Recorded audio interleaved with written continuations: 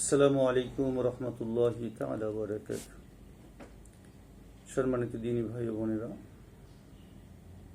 আল্লাহ তাআলার শুকরিয়া। আল্লাহ আমাদেরকে সুস্থ রেখেছেন, ভালো রেখেছেন। আমরা আল্লাহ তাআলার নিয়ামত ভোগ করেও কখনো কখনো আল্লাহর অকৃতজ্ঞ বান্দা হয়ে যাই।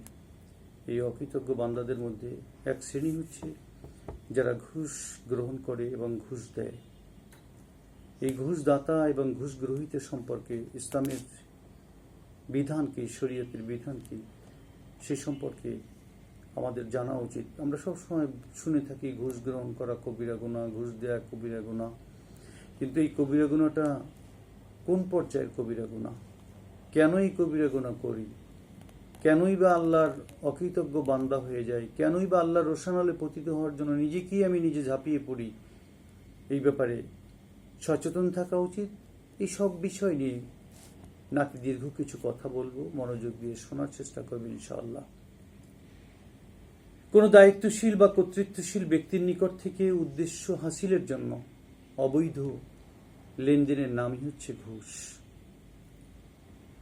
সুদের মতো ঘুষ গ্রহণ এবং প্রদান একটি কবিরা গুনাহ। এর পরিণাম হচ্ছে জাহান্নাম।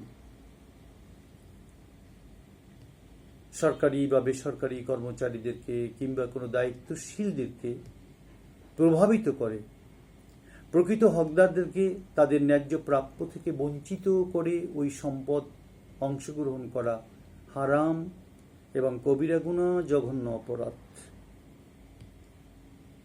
সূরা বাকারার 188 নম্বর আয়াতে মহান আল্লাহ তাআলা ঘোষণা করেন, আউযু বিল্লাহি মিনাশ শাইতানির রাজীম, বিসমিল্লাহির রহমানির রহিম। ولا تأكلوا أموالكم بينكم بالباطل وتدلوا بها إلى الحكام لتأكلوا فريقا من أموال الناس بالإثم وأنتم تعلمون। তোমরা নিজেদের মধ্যে একে অন্যের অর্থ অন্যায়ভাবে ভক্ষণ করো না এবং মানুষের ধন সম্পদের কিছু অংশ জেনে শুনে অন্যায়ভাবে ভক্ষণ করার উদ্দেশ্যে বিচারকদের নিকট পেশ করো না। এই আয়াতে আল্লাহ তাআলা সরকারি কর্মচারীদেরকে ঘুষ গ্রহণ করতে নিষেধ করেছেন।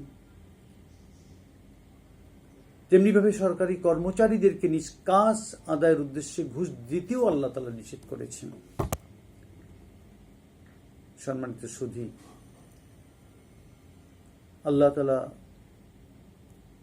যে নিয়ামতটা, যে রিজিক আপনার জন্য নির্ধারণ করেছেন তা আপনি পাবেন।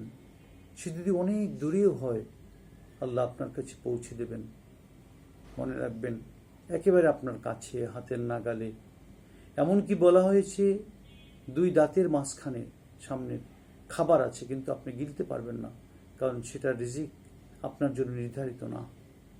অতএব কাতাবাল্লাহু মাকাদির আল খলাইক ক্বাবলা আন ইয়াখলুকা আস-সামাওয়াতি ওয়াল আরদ বি50,000 সানা। আকাশ জমিন সৃষ্টির 50,000 বছর পূর্বেই আল্লাহ আপনার আমার সকল সৃষ্টির তাকদীর তথা ভাগ্যলিপি লিপিবদ্ধ করে রেখেছেন। যা হবার তা হবেই। সুতরাং কিছু পাওয়ার উদ্দেশ্যে অন্যের অধিকার নষ্ট করে স্বার্থ সিদ্ধির উদ্দেশ্যে কখনো ঘুষ না দেই। আবার ঘুষ গ্রহণের উদ্দেশ্যে নিজের get up set up change করে, লম্বা জামা পরে, দাড়ি রেখে, মাথায় টুপি পরে, হজ করে এসে টেবিলের নিচে টাকা গুনে পকেটে রাখা কি জঘন্য অপরাধ। ইদানিং দেখা যায়, প্রায় আমরা ফেসবুকে দেখতে পাচ্ছি, ঘুষের টাকা নির্লজ্জের মতো ওপেন সিক্রেট স্পষ্ট দিবালোকে গুনে গুনে রাখে, আবার খিলখিলিয়ে হাসে। কি জঘন্য! রাসূল পাক সাল্লাল্লাহু আলাইহি ওয়াসাল্লাম এই ধরনের ঘুষ দাতা এবং ঘুষ গ্রহীতা উভয়কে অভিশাপ করেছেন। ইবনে মাজাহ, মিশকাত, সহিহ সনদে বর্ণিত হয়েছে। عن أبي هريرة رضي الله تعالى عنه أنه قال লাআনা রাসূলুল্লাহ সাল্লাল্লাহু আলাইহি ওয়াসাল্লাম আর-রাশিয়া ওয়াল মুরতাশিয়া। হযরত আবু হুরায়রা রাদিয়াল্লাহু তাআলা বলেন, বিশ্বনবী মুহাম্মদ রাসূলুল্লাহ সাল্লাল্লাহু আলাইহি ওয়াসাল্লাম ঘুষ প্রদানকারী, ঘুষ গ্রহণকারী এবং ঘুষ প্রদানকারী উভয়ের উপরে অভিশাপ বর্ষণ করেছেন, অভিশাপ দিয়েছেন, লানত করেছেন। আল্লাহ রসুল যদি কাউকে লানত দেয়, বাঁচার কোনো উপায় আছে? কেন ভাই? আপনি তো কথা দিয়েছিলেন আল্লাহকে, আল্লাহ ভালো একটা চাকরি হলে আমি ঘুষ খাবো না, অন্যায়ভাবে কিছু ভক্ষণ করবো না। অথচ আল্লাহ আপনাকে ভালো চাকরি দিলেন, আল্লাহ পরীক্ষায় নিপতিত করলেন, আপনি ঘুষের টাকা গুনছেন আর মনে মনে কল্পনা করছেন, this is great opportunity in my life, এই সুযোগ হাতছাড়া করব না। এই চিন্তা করে আপনি ঘুষের টাকা গুনে গুনে আপনার বাড়িতে ছেলে সন্তানদেরকে উত্তম ড্রেস কিনে দিচ্ছেন, স্ত্রীকে স্বর্ণ কিনে দিচ্ছেন।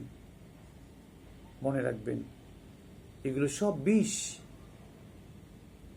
এর মধ্যে কোনো বরকত